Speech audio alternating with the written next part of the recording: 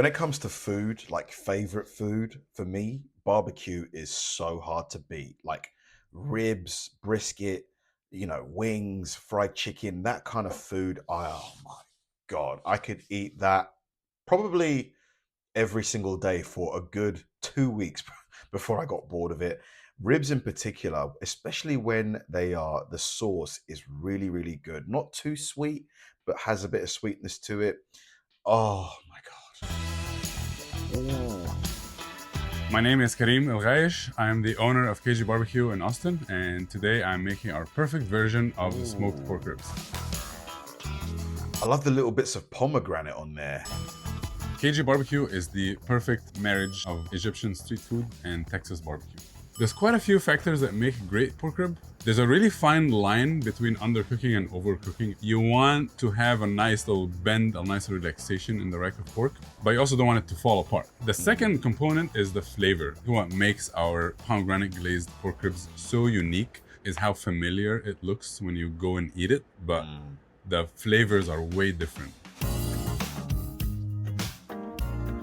This is a rack of pork ribs. I like to look at two things. The marbling is number one. So the marbling is the intramuscular fats that you see inside the fibers of the meat, and that really just gives you an edge. You start with a product that is just gonna be more juicy than any other product. The second thing is the size and the thickness of the rack. I like to cook, the thicker, bigger racks, they do tend to take a little bit longer time, but they're more forgiving when you cook them. The first thing I'm gonna do is just open this up and get it trimmed. I wanna start with my 6-inch boning knife. This is the most common knife that I use. I like to use a honing steel to kind of keep the blade aligned. It makes it feel a lot sharper. I have a meat hand and a clean hand.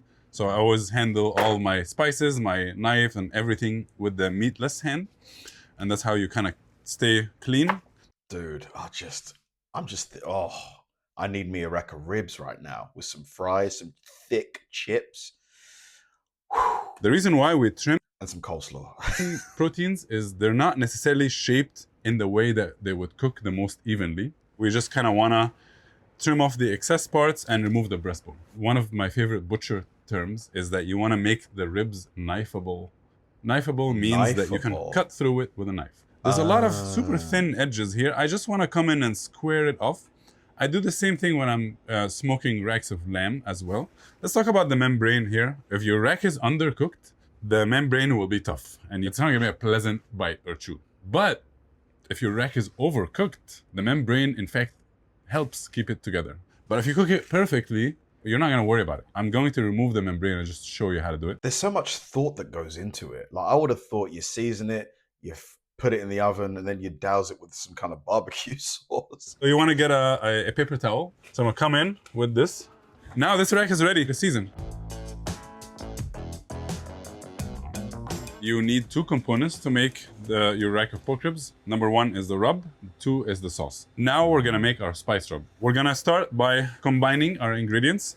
You wanna use kosher salt and you wanna use pre-ground coarse black pepper. The reason why we use coarse spices is to create the crispy bark. If you use finer spices, the salt will start to pull out the moisture and dissolve all the spices, and it's gonna have a more of a shiny, glossy finish. It's not gonna have this rigid texture to it. Granulated garlic. This SPG, salt, pepper, garlic, very common in the barbecue world. To make my rub a little bit more unique, I like to add a little bit of Greek oregano. I like to use the more coarse grind on the oregano. For the unique ingredients that go and make this pork ribs more of a staple, and this is really what surprises people, we add ground coriander. Coriander is a very common spice in Egyptian cuisine. Last but not least is ground sumac. Sumac is a dried berry native to the Middle East. We have sumac here in Texas, but I don't advise that you eat it because sometimes it's poisonous. I learned that recently. This will add a little bit of... Don't eat sumac, guys. If you find sumac in Texas, don't eat it. Tanginess and a little bit of sour zestiness to the rack of pork ribs, which is super unique. You don't really see that. Every pork rib that you get in Texas or in the barbecue world is very much on the sweet forward. We're gonna go in and mix this spice rub, which I highly recommend to let the rack sit in the rub for a little bit. And the nice thing about letting it sit in the rub is that you're pulling out the moisture surface and that is evaporating, and you're gonna have a drier surface, which means a crispier barbecue. Okay. Wow. Now we'll make the... How do you figure all this stuff out? Like, is it trial and error? Like, do you reckon he tried to make ribs like 20 times and then eventually figured out the perfect system for ribs? Pomegranate barbecue sauce, another main reason why our ribs are special. I love the kind of messy rib. It's like, you don't really eat a good rib if you're not licking your fingers after that. Here in Central Texas, we do a ketchup-based sauce, which is my preferred style as well. So we're gonna start with a base of ketchup. To that, we're gonna add pomegranate juice. It's an antioxidant. I love drinking it at home with sparkling water. I love putting it in cocktails. It has this beautiful tartness to it. We have kosher salt. We have granulated onion, granulated garlic, also more sumac. We have cumin and cinnamon. Now for a little bit of heat, we're gonna add a little bit of sriracha. Now we're gonna add Worcestershire sauce. I love how many people struggle to pronounce Worcestershire sauce. I mean, to be fair, it is a mouthful. I hope I said it right this time. Dijon mustard, brown sugar, we got black pepper, we have apple cider vinegar. A lot of these ingredients you see in classic Texas style barbecue sauces. Last but not least is the pomegranate molasses. Pomegranate molasses is not just straight up sweet sugar. It does add sweetness, but it gives you this nice balance of tangy as well. We're just gonna mix it and let it kind of come up to a simmer.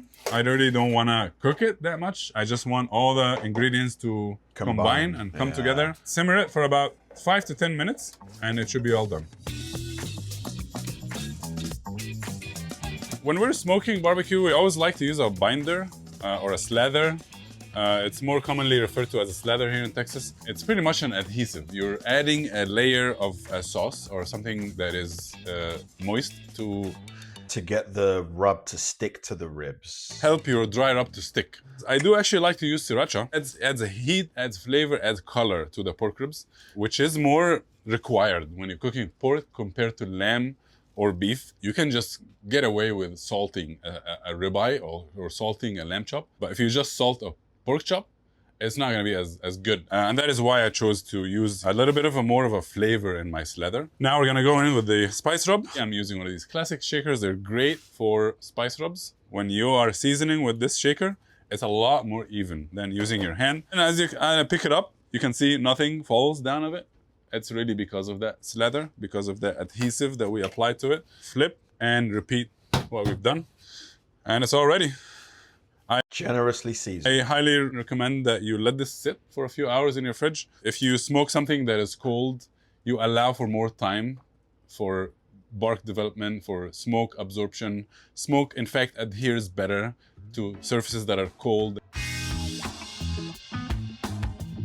Now we're out here at the smoker trailer. And before I put the pork ribs on the smoker, I just want to make sure my fire is going well.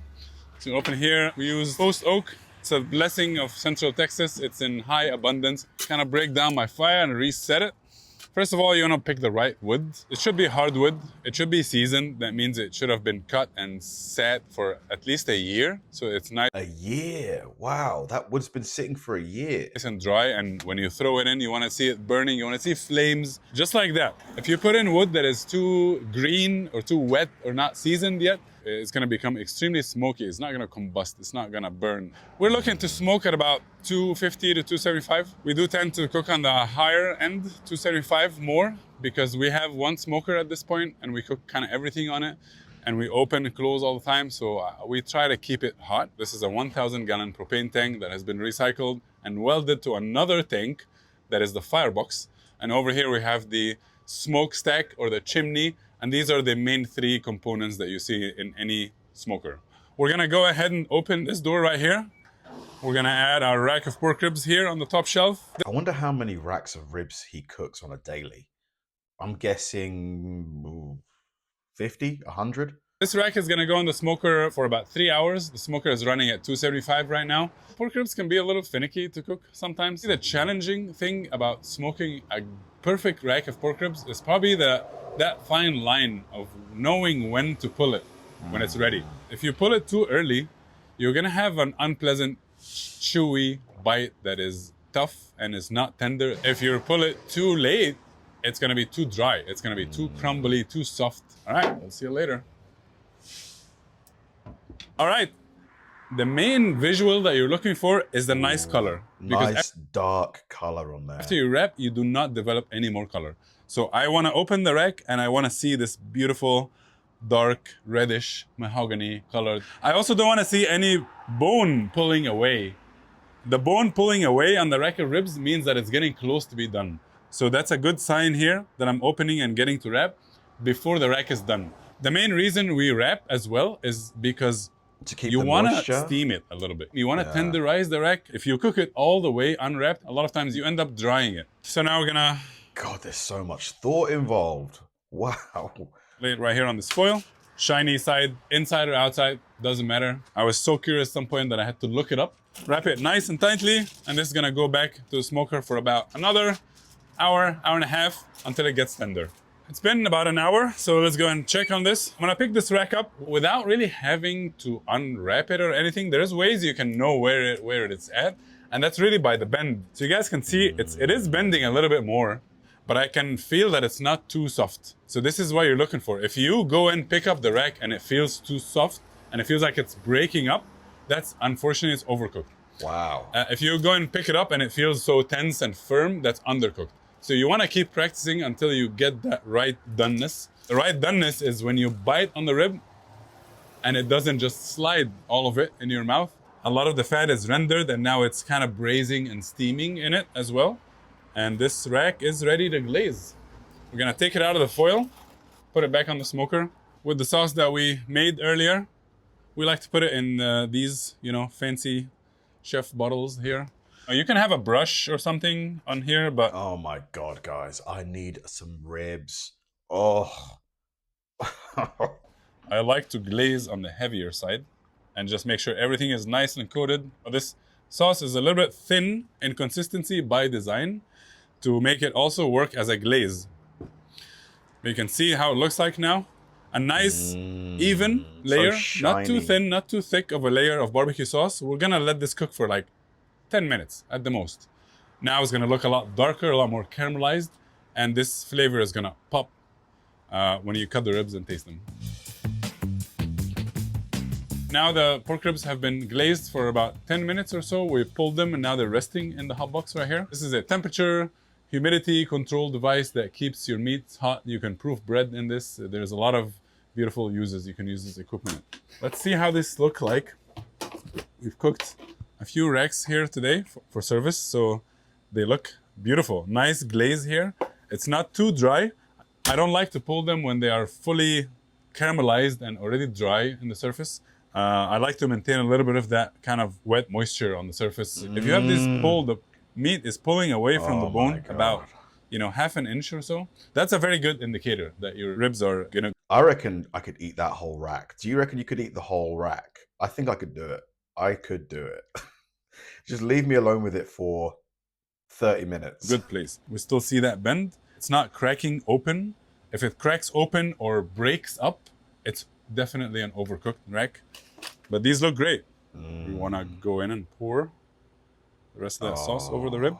Let's go ahead and cut them. The tricky part with the rack of pork is that the bones will run different directions. If you flip the rack, you have a lot more vision where the bones are running and it's a lot easier.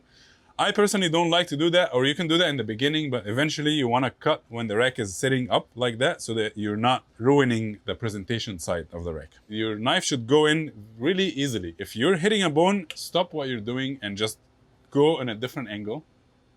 Oh my Nice pull from the bone. I can feel it's very tender, but it's not falling apart.